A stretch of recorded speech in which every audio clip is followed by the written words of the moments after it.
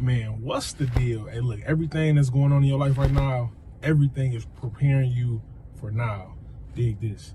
So, I was on my way to do an observation, and I just so happened to ride past an old place that I used to work. So, I used to work at Walmart, and I was a sales associate in electronics. So, watch this. They had this assignment. I don't even know where it came from. Like, now that I'm thinking about it, just drove past, and I'm just like, man, I don't even see the thing over there, like the can. I think Ben probably had to get that out of there because of what was inside of it, which was metal. You know, they're going to sell that. But I remember prior to that even, there was always task at hand because, watch this is gold. There was only so many hours available as a sales associate. When you are a manager of a position or a department, you have the responsibility of managing and monitoring hours, monitoring payroll, monitoring who's getting the most hours, who's not getting enough hours, who's getting too much overtime, all of those things.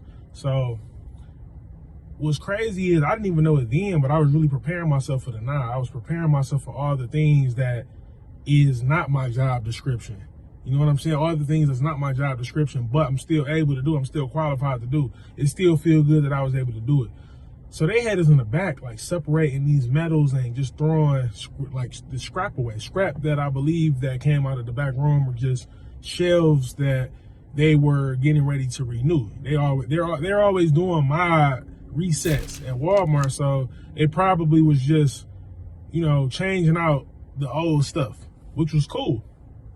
I remember too, this day was so fire because I came in, I would like to say at around 7 a.m. and the task went until I want to say around 12. What was so crazy was they put me with this dude, dog was like a bodybuilder or something, and me and him were just working together. I didn't have my shirt off, but hey, I think I had the one shirt off, but I wasn't in my uniform, so we out there just going at it. You know what I'm saying? And I remember the day started getting shorter and shorter and shorter.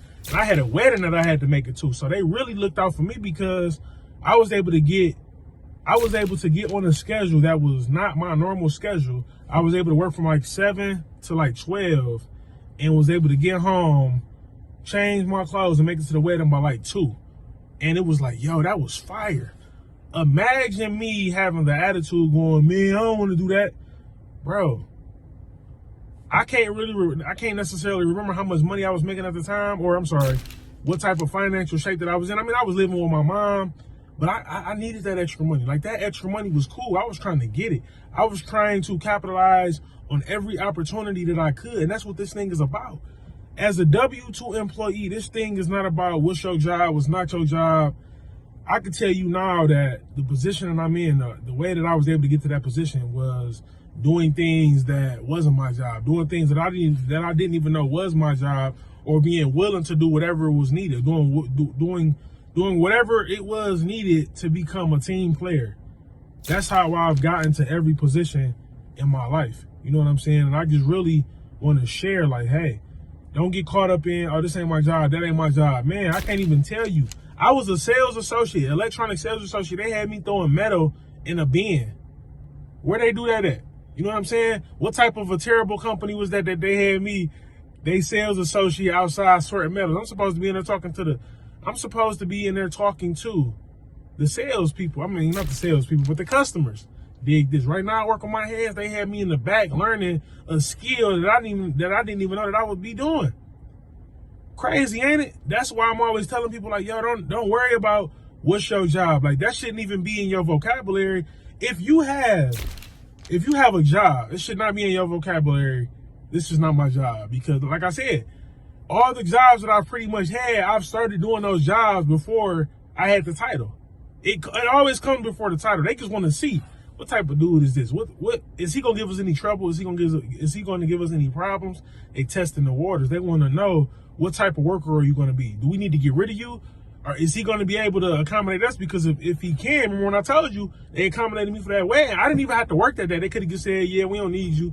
But instead, I still was able to get that overtime. I was still able to get everything that I needed. And back then, man, I was killing them. Like, anytime I stepped out, man, I wanted to be fresh because that's just how my brother raised me, man. Like, yo, Mike, you always want to be fresh. You always want to take care of your clothes. So I was always trying to make sure that I had the money that I needed to get that gear. See, now it's a different time. Now I got a family. Now it's not necessarily about the gear, but it is about the foundation that I'm trying to set for my family, the foundation that I'm trying to set for my kids, for the people that's watching me, for the students that's watching me going, man, Mike, how do we become a better or a greater W-2 employee? How do we solidify ourselves at this job and not be trying to, man, look at all this money that I'm making, and okay, that's cool, but flashing money and doing all that where is that going to get you overall? You know what I'm saying? What I'm trying to do is, hey, man, work ethic. You can't beat that. You can't beat work ethic. And the reason why I tell most people, hey, don't ever say the whole, oh, that ain't my job. Do you know how many jobs that I've been able to line up? What if I never did my job? Or what if I always did my job only? You know how many jobs I've been able to line up because customers go, hey, do you know how to do this? Hey, do you know how to do that? Oh, absolutely. Absolutely, I don't know how to do that, but I'll learn. Absolutely, I don't know how to do that. But, oh, we open, we available. You know how many days that I got done early or didn't necessarily have nothing to do, where I had filler work, where I was able to add work to my table. I was able to feed my family because of work that I didn't turn down, because I wasn't being bad and bougie. You know what I'm saying? Man, this thing is greater, man. This thing is greater than your job was not my job. They're going to pay somebody to do your job within the next 10 to 15, 20 years. So you better learn how to do something. You better learn how to do something and stop playing with this game. This is real out here, man. And it don't get no more real. I was just going past this place going, thank God. Thank God I wasn't like that back then. Thank God that back then I was naive enough, I was green, that all I wanted to do was get the check. That I didn't care. What job? What, just sign me up. Sign me up for the job. What else y'all need done?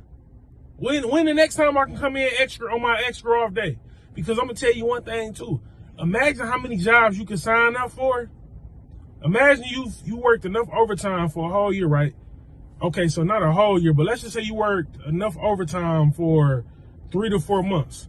Every time they sign you up, every time they offer it, you sign up. So imagine you got 3 months worth of overtime on top of the pay that you already received. Imagine them laying y'all off for something catastrophic happening to where you got to be laid off for 3 months. You done already banked 3 months of overtime. What are you talking about? You done already banked 3 months of overtime that wasn't your job.